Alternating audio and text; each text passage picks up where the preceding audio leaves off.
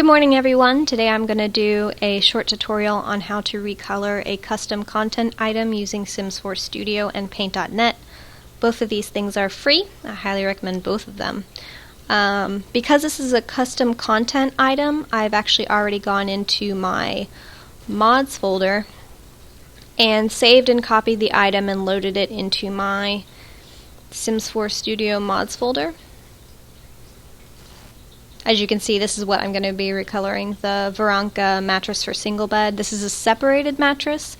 It can go on any of the separated bed frames, and there's a ton out there, so it's actually a really popular item. Standalone recolor means that what we're going to make will actually have its own file in the game, its own color swatches. It's not going to override anything. So object, here it is. I searched for it here, but normally you'd have to enter that in, so hit next. I actually am redoing this because the first one was 30 minutes long. And I thought to myself, no one is going to watch 30 minutes of me just rambling. This is your, Sims 4 Studio does this. It lets you save it in a safe place so that if you're messing with the item, this will actually be your backup file. So backup. This way if you accidentally corrupt something, you have this to fall back onto. Save. I love Sims 4 Studio. Okay, so this is your mattress. This is the recolor. I like Veranka's for a couple reasons. First, she has all these swatches to mess with. You can't add swatches as of right now to Sims 4 Studio. So I like to pick something that has a lot of swatches, so I have a lot of playroom. So if I wanted to make, I think there's 28 colors here. If I wanted to do 28 recolors of this, I could. So you would, let's say I want to recolor. I like using a very neutral base. So export, bed, export, DDS. As you can see, this is a DDS file. Save. Gives you the option to open it. Right click, open with Paint.net. As you can see, I already have Paint.net here open.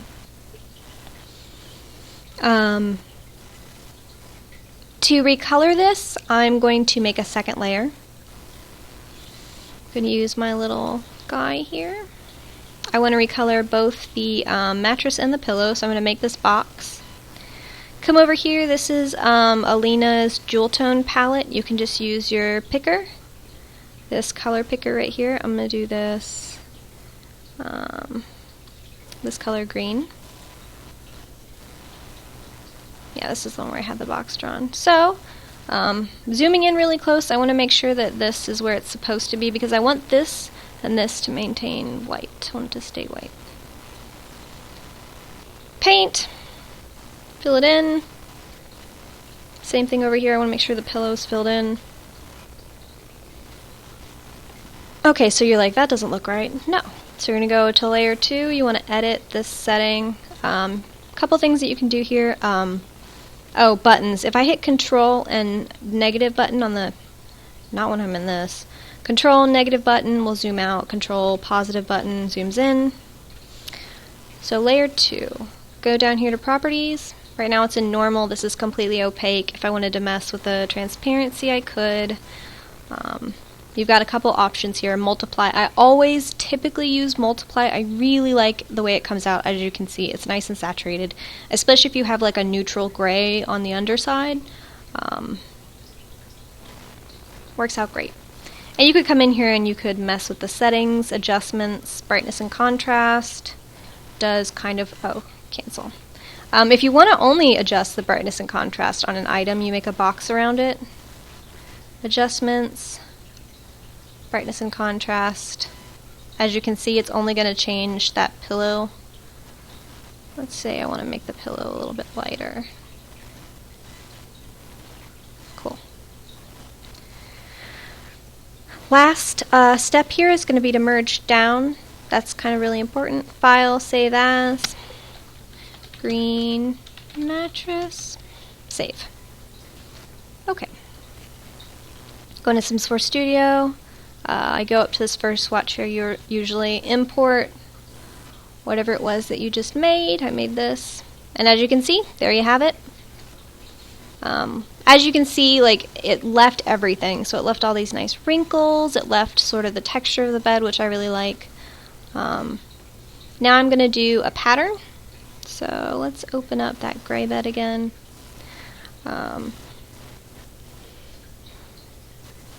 Make another layer. Come over here. This is my Pokemon pattern. This is something I'm actually going to do. So I box the whole thing in. Control C for copy. Control V. Keep canvas size. That maintains the ratio. You always want to pick that. Properties. We'll do multiply again, like I said, because I really like that. Okay, you're gonna grabbing the corner here, hit shift. That maintains the ratio here. So I would pull this down, and then I would go under, and I would like make a copy of this pillow. Put it on top here. Control V. Yeah, so you can see I actually have the finished product here where I created the pillow pattern smaller.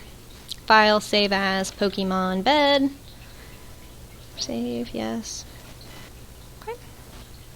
And then come in here again, import Pokemon bed.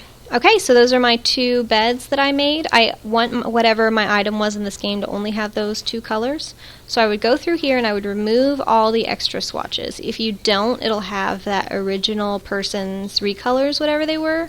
And since the general rule is not to redistribute, that can be kind of bad. Go through here, delete all your extra swatches. So now I have an item. It's going to show up like this in the game, and it's only going to have two swatches. Come in here, the catalog, rename it Lexi's bed things. Add a price, whatever, $1, $5. File, save as, whatever you wanted it to be. I usually save it here in my mesh folder, so